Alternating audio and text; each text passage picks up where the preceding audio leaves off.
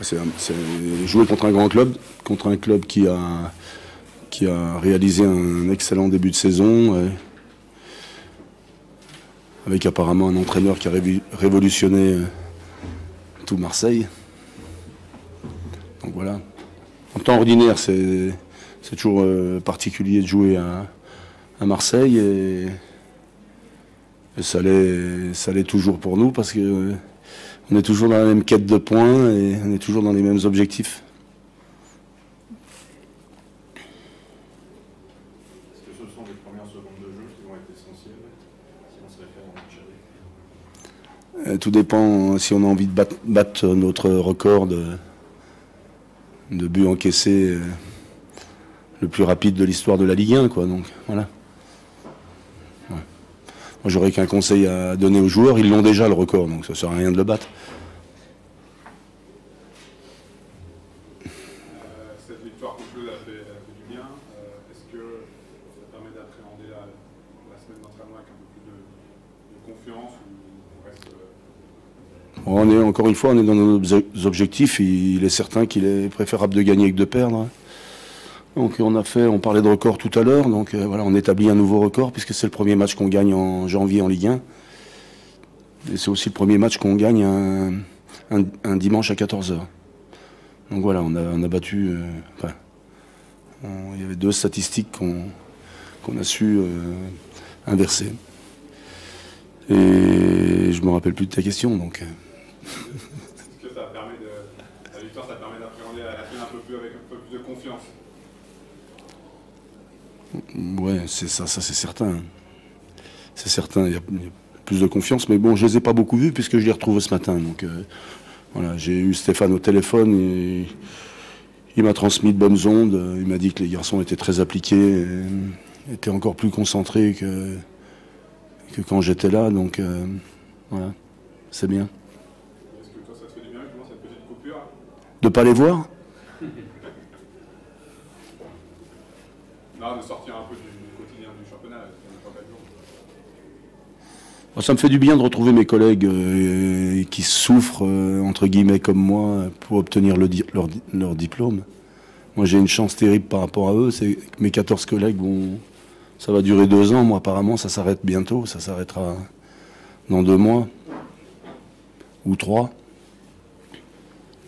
Donc voilà, maintenant, que ça s'arrête, c'est bien, mais il faut que j'obtienne le diplôme, ça c'est important. À titre personnel, c'est important aussi pour le club. Voilà. Ça avance bien d'ailleurs, comment ça se passe, les sessions à chaque phase? Non, c'est très bien. Voilà.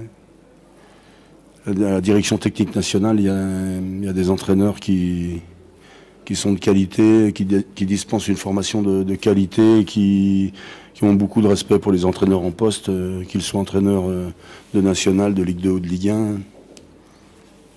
Voilà, ça se passe dans un bon esprit et c'est toujours très bon de confronter les idées, de partager. Imaginez, là, cette semaine, on était à Lyon. On a eu la chance d'avoir des exposés de Vincent Ponceau, Michel Audrin, Joël Batz, Bruno Genesio, le coach. Donc c'est toujours enrichissant.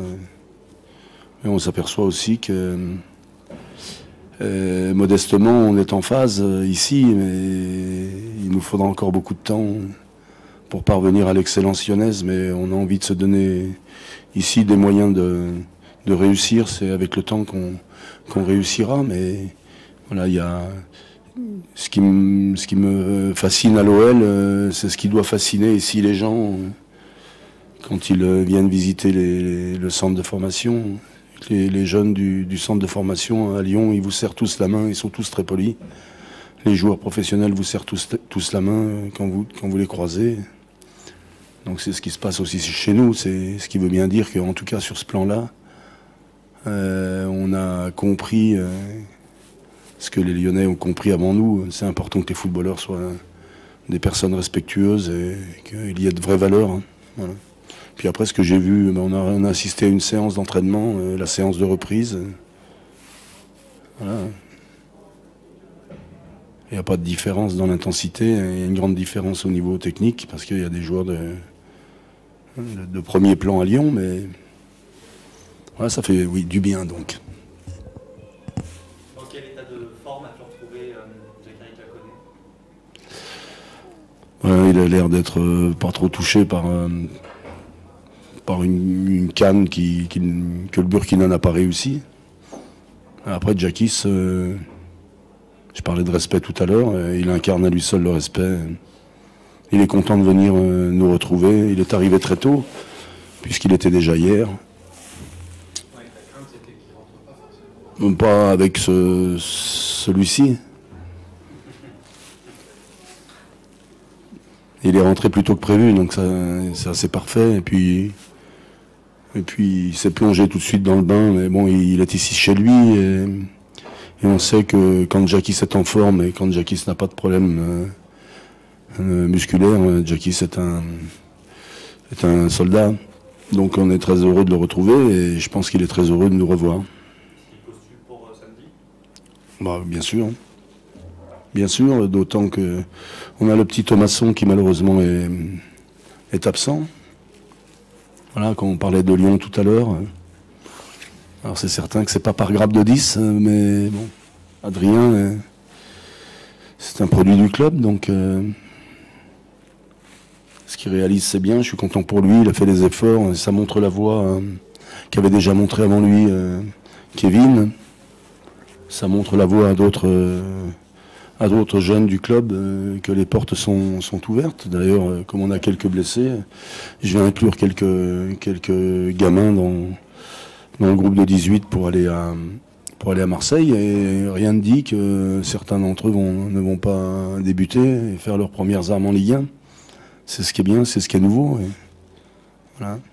Moi, j'hésite pas à les mettre dans le bain à partir du moment où ils ont le niveau. Voilà. Quels sont ceux justement qui sont proches peut-être de pouvoir intégrer? Jordan Boy n'est pas très loin, il fait d'énormes progrès. Alioune Fall me surprend. Et Zach Abarois n'a pas eu la chance depuis le début de saison, parce qu'il a rarement été inclus dans le groupe, mais il travaille très très bien, il fait des progrès, c'est un beau joueur. Il va venir à maturité assez rapidement, à condition qu'il ne relâche pas ses efforts. Voilà, et avec ces joueurs-là, il est encore très tôt pour préfigurer ensemble l'avenir, mais on s'est aperçu malgré tout que le fait qu'Adrien soit prêté une année en national l'a guéri. Donc c'est peut-être une voie à suivre. Dès maintenant, là, Non, oh là là, toi t'es... Mais les mercatos, ça te fascine, toi. Hein. C'est terrible, ça. T'es toujours en train de me parler du mercato. Hein. C'est les journalistes. Parce qu'en fait, c'est vrai que les transferts, ça plaît à tout le monde. Hein. Non, je pense que aussi s'entraîner une année complète. Donc il faut savoir que pour Zach, par exemple, c'est la première année qu'il s'entraîne avec nous, avec les professionnels. Donc c'est pendant cette année-là, même s'il n'a pas de temps de jeu, alors il reste encore des matchs, bien sûr. Mais il progresse au contact des pros parce que l'intensité est supérieure qu'en CFA2 en 19 ans. Donc il a progressé. Donc je souhaite qu'il continue à progresser. Mais ce qui me plaît, je trouve ça tout à fait logique et normal. Mais malgré tout, je dois le souligner. Ce qui me plaît, c'est le cœur qu'ils mettent à l'ouvrage, c'est l'application à comprendre les exigences du métier de footballeur professionnel. Voilà, il y a comme ça qu'on peut parvenir à durer dans ce métier. Donc, en tout cas, je suis satisfait de leur investissement. Voilà, c'est certain qu'ils ont de bons exemples. Voilà, si vous copiez sur Sorlin ou sur Barbosa, vous êtes à coup sûr certain de ne pas vous tromper. Il est qualifié, il n'y a pas de problème, il a juste un petit souci. Il a un petit souci au tendon d'Achille, une petite inflammation, mais il a bien patience de jouer. Il est content d'être là, c'est l'affaire de quelques jours. Voilà, on ne veut pas prendre de risques. Mais c'est sûr que c'est fâcheux. D'autant que Clark s'est claqué et qu'il en a pour 4 semaines. Mais il faut faire avec. Ça fait beaucoup là quand même de blessés. Ouais, mais bon, on fait pas d'omelette sans casser des œufs. On va pas se plaindre, c'est comme ça. Et on était heureux cette première partie de saison de ne déplorer que très peu de blessés. Malheureusement, tout d'un coup, on en a davantage. Mais bon, on a aussi d'autres joueurs qui s'entraînent tout au long de la saison et qui ont l'occasion de montrer ce dont ils sont capables. J'ai inclus tout à l'heure les jeunes, c'est quelque chose de nouveau aussi pour nous dans notre réflexion. Mais bon, moi, j'hésiterai pas à lancer un jeune dans le grand bain. Parce que s'il le mérite, il doit jouer, et parce que dans notre lutte au maintien, c'est pas parce qu'on lancera un jeune que on va pas arriver à nos fins. Ça a un peu de mal en ce début d'année 2015. Est-ce que tu te méfies encore plus de cette équipe avec les résultats? Eh bien, ouais, bon. Marseille est supérieur intrinsèquement à l'ETG, donc bien sûr qu'on va se méfier de l'OM. Voilà. Marseille a perdu son dernier match, donc aura envie de gagner devant son public. Je crois qu'ils sont en train d'étirer une longue série d'invincibilité à domicile. Ils doivent être à 8 matchs consécutifs, 10 matchs à domicile, 10 victoires à domicile. Voilà. C'est un beau score, ça. C'est un record, non, cette année? Certainement, donc voilà. Toutes les séries sont faites pour s'interrompre. Alors, d'abord, comment ça va? Est-ce que tu penses être apte pour samedi ou pas? Bon, pour le moment, je ne sais pas, parce qu'aujourd'hui, j'ai couru un peu et j'ai essayé de faire un travail d'appui. Et jusqu'à présent, je ressens la douleur au niveau de la cheville. Maintenant, je vais voir comment ça évolue jusqu'à demain. C'est une douleur qui date de quand? Le match dernier, il y a un moment où je me suis tordu la cheville. J'avais hyper mal et je pensais que c'était une douleur qui passait. Après, j'ai même hésité à demander un changement, mais je me suis dit que comme on avait déjà fait 2 changements et comme je venais de rentrer aussi, je vais essayer de serrer les dents, et histoire de voir comment ça va évoluer à travers le match. Après, bon, durant tout le match, pratiquement, j'ai couru sur une jambe et le soir, j'arrivais même pas à dormir parce que ça me faisait hyper mal. La douleur, je l'ai plus ressentie le lendemain. Maintenant, depuis le début de la semaine, je ne me suis pas entraîné. J'ai fait un travail en salle avec du vélo. Là, mais je ne sais pas comment je vais me sentir d'ici demain. C'est forcément un match un petit peu particulier pour toi à cause de ton statut, joueur prêté par l'Olympique de Marseille. Comment tu appréhendes ça si tu as la chance d'être dans le groupe des 18 samedi? Ouais, c'est un match particulier pour moi parce que je viens de là-bas et jusqu'à présent, j'appartiens à Marseille. Mais voilà, il faut être réaliste aussi parce que seulement l'envie ne suffit pas. Parce que si la santé derrière ne suit pas derrière, après, c'est compliqué. Comment est-ce que tu la juges, cette équipe, cette nouvelle équipe de Marseille? Moi, je pense que c'est une belle équipe. C'est une équipe qui est en train de faire un bon championnat parce qu'ils ont su dynamiser le groupe et les joueurs sont restés pareils. Il n'y a pas eu beaucoup de changements, mais comme il y a eu un changement au niveau du staff, il y a une nouvelle méthode de travail et ça a fait ses preuves. Maintenant, depuis le début de l'année, ils ne sont pas bien, ils ne sont pas comme ils étaient en début de saison, parce que là, ils sont moins impressionnants. Et c'est pour cela que moi, je pense qu'il y a moyen de faire quelque chose là-bas. Cette équipe faisait plus peur en 2014. Maintenant, en 2015, il y a un autre visage. Maintenant, voilà, peut-être c'est quelque chose qui peut être bénéfique pour nous aussi. À domicile, il reste quand même sur une série de 10 victoires de suite. C'est un chiffre qui impressionne.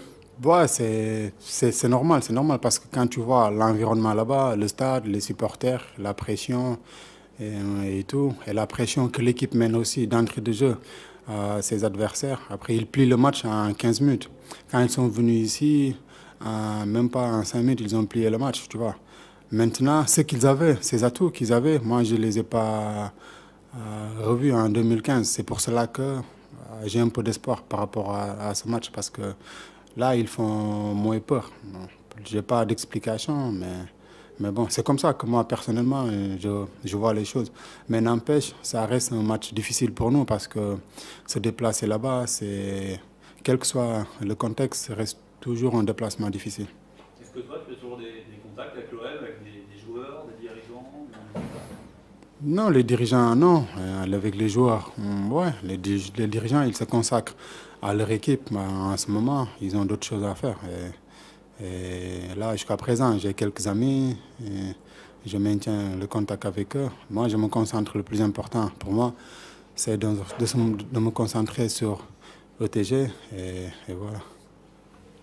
Quel souvenir tu gardes de cet été très particulier à Marseille? Tu gardes un peu d'amertume contre eux? Amertume, non. Moi, j'essaie de faire la part des choses, parce que, tu sais, le football, c'est compliqué. Et il faut comprendre exactement comment fonctionnent les choses. Et pourquoi? Parce qu'il y a un nouveau coach qui est venu. Après, il y a une nouvelle politique. La direction a voulu se séparer de certains joueurs. Ils ont voulu vendre certains joueurs parce que la politique a changé en cours de route. Après, c'est les joueurs qui vont faire les frais. Et j'en fais partie. Après, il y a d'autres qui ont plus insisté, qui sont restés là-bas. Mais ils ont joué, comme Fanny et Ambrani. Quand tu vois Ambrani, il faisait partie des bannis aussi. Et là, il joue. Mais moi, à ce moment-là, quand je parlais avec le coach, il me disait qu'il voulait que je revienne. Moi, je voyais ça aussi du bon côté, parce que j'étais bien ici. Jusqu'à présent, je suis bien ici. Et c'est pour cela que, pour moi, j'ai pris la meilleure décision pour moi. Est-ce que pour toi, Marseille, c'est fini? Je sais pas, parce qu'au football, on ne peut pas se projeter dans le futur. Pour moi, le football, c'est seulement le présent qui compte. Et mon présent, c'est Evian. Et mon présent, c'est le maintien de cette année. Comment tu juges ta performance individuelle depuis le début de la saison là? Je ne suis pas content de ma performance individuelle, parce que à ce stade de la saison dernière, j'avais 4 buts. Et même pour moi, 4 buts, ce n'était pas suffisant. Et là, je n'ai pas encore marqué. Sur mes stats, j'ai fait que 2 passes décisives. Et quand tu vois, je ne suis pas un titulaire à part entière, tu vois. Il y a beaucoup de matchs où je me suis retrouvé sur le banc. Moi, je pense que je ne peux qu'en prendre à moi-même. C'est comme si je n'ai pas fait le travail comme le coach le voulait, tu vois. Et je suis conscient que je dois mieux faire et il faut que je fasse mieux, parce que quand je suis venu ici, c'est dans le sens de travailler, de faire partir des joueurs qui aident l'équipe, qui vont assurer le maintien le plus rapidement possible. Maintenant, il y a un joueur qui sort du lot, c'est Dani, et tous nos attaquants. On doit être dans le même sens, parce qu'on ne doit pas seulement dépendre de A ou B. Il faut que le travail, ça se fasse d'une manière collective, et c'est à partir de là que les individualités vont surgir. Maintenant, c'est à moi de faire mieux, de travailler beaucoup plus pour rectifier tout ça. Et je reste confiant. Jusqu'à présent, je n'ai jamais douté de mes qualités. Merci. C'est bon? C'est bien. D'accord, Henri. Allez, bonne journée. Bonne journée.